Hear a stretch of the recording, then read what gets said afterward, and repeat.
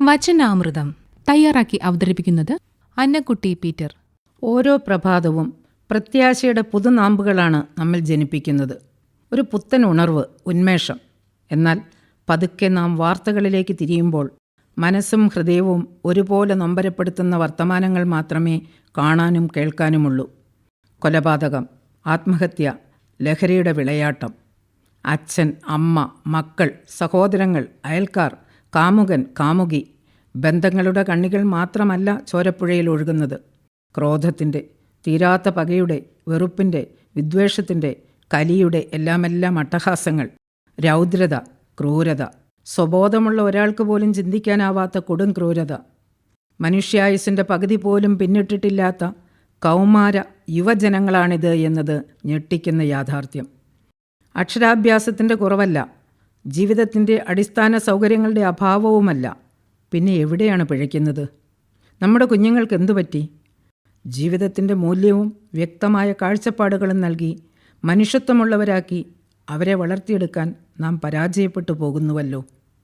ഞാൻ, എൻ്റെ എന്ന ഇടുങ്ങിയ സ്വാർത്ഥ ചിന്തയിൽ മാത്രം തളച്ചിടപ്പെടുന്ന അവരുടെ വികാരമണ്ഡലം മൂല്യങ്ങൾക്കോ ബന്ധങ്ങൾക്കോ യാതൊരു വിലയും കൽപ്പിക്കുന്നില്ല. അവർ അവരിലേക്ക് മാത്രമായി ചുരുങ്ങുന്നു.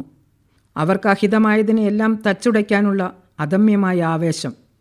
ലഹരിയുടെ ഉന്മാദം കൂടിയാവുമ്പോൾ പൈശാചിക ചിന്തകൾ ബോധമണ്ഡലത്തെ അടക്കി വാഴുന്നു.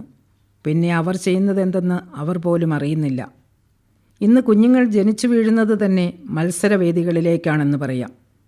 അക്ഷരം കൂട്ടിച്ചൊല്ലാനാവും മുമ്പ് തന്നെ അവരെ പലവിധ മത്സരങ്ങളുടെയും മാത്സര്യത്തിൻ്റെയും അരങ്ങത്തേക്ക് ആനയിക്കുന്നത് മാതാപിതാക്കൾ തന്നെയാണ്. മാതാപിതാക്കളുടെ സ്നേഹവാത്സല്യങ്ങൾ അനുഭവിച്ചറിയേണ്ട സമയത്ത് കൊച്ചുകുട്ടികളധികവും ഇത്തരം സർഗപ്രതിഭാവേദികളിൽ മാറ്റുരയ്ക്കുകയാണ്. നെഗറ്റീവായതിനെ ഒന്നും ഉൾക്കൊള്ളാൻ ബാലമനസ്സുകൾക്ക് പരിശീലനം ലഭിക്കുന്നില്ല. പണമുണ്ടാക്കാനും ജീവിത സൗകര്യങ്ങൾ ഒരുക്കിക്കൊടുക്കാനുമുള്ള വ്യഗ്രതയിൽ പരക്കം പായുന്ന മാതാപിതാക്കൾക്ക് കുഞ്ഞുങ്ങളോടൊപ്പം ചെലവഴിക്കാൻ സമയമേയില്ല.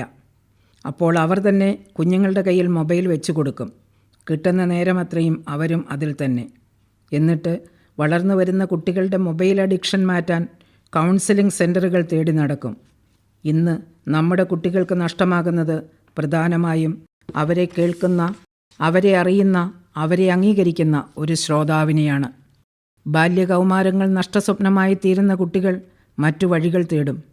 അവരെ പാട്ടിലാക്കാനാകട്ടെ തന്ത്രപൂർവം വലവിരിച്ച് കാത്തിരിക്കുന്ന ചതിക്കണികളിൽ വീണ്ടെടുക്കാനാവാത്ത വിധം അവർ പെട്ടുപോവുകയും ചെയ്യും. സർവ്വവിധ സുഖസൗകര്യങ്ങളും ഒരുക്കിക്കൊടുക്കുന്നതോ ആവശ്യപ്പെടുന്നതെല്ലാം വാങ്ങിക്കൊടുക്കുന്നതോ മാത്രമല്ല സ്നേഹം എന്ന് നാം മനസ്സിലാക്കേണ്ടിയിരിക്കുന്നു. വളരുന്ന പ്രായത്തിൽ വളരെ ശ്രദ്ധയോടെ നമ്മുടെ കുഞ്ഞുങ്ങളുടെ വികാരങ്ങളെ നാം തിരിച്ചറിയുകയും മാനുഷിക മൂല്യങ്ങളിലൂന്നി സ്നേഹവാത്സല്യങ്ങളും കരുതലും നൽകി അവരെ പരിപോഷിപ്പിച്ചെടുക്കുകയും ചെയ്തില്ലെങ്കിൽ അവർ കൈവിട്ടു പോകും. ബിസ്ക്കറ്റ് ടിൻ എന്ന ചെറുപുസ്തകത്തിൽ ഫാദർ ജോസഫ് നിക്കോളാസ് കുറിച്ചതിങ്ങനെ: ജീവൻ്റെ ടോണിക്കുകളിൽ പ്രധാനമാണ് നിർമ്മലമായ സ്നേഹജീവിതം. പല മരുന്നുകളും ആവശ്യമായി വരുന്നത് ഇതിൻ്റെ അഭാവം നിമിത്തമാണ്. കാരുണ്യം, സഹജീവി വിചാരം, പരസ്പര സഹായം എന്നിവ ഉൾച്ചേരുന്ന മാനസിക ഭാവത്തിൻ്റെ ഉടമയ്ക്ക് മാത്രമേ മറ്റുള്ളവരോടുള്ള പരിഗണന ഉണ്ടാവുകയുള്ളൂ. നന്മയുടെയും പങ്കുവെക്കലിൻ്റെയും അടിസ്ഥാന ഭാവം ഞാനല്ല, നമ്മളാണ്.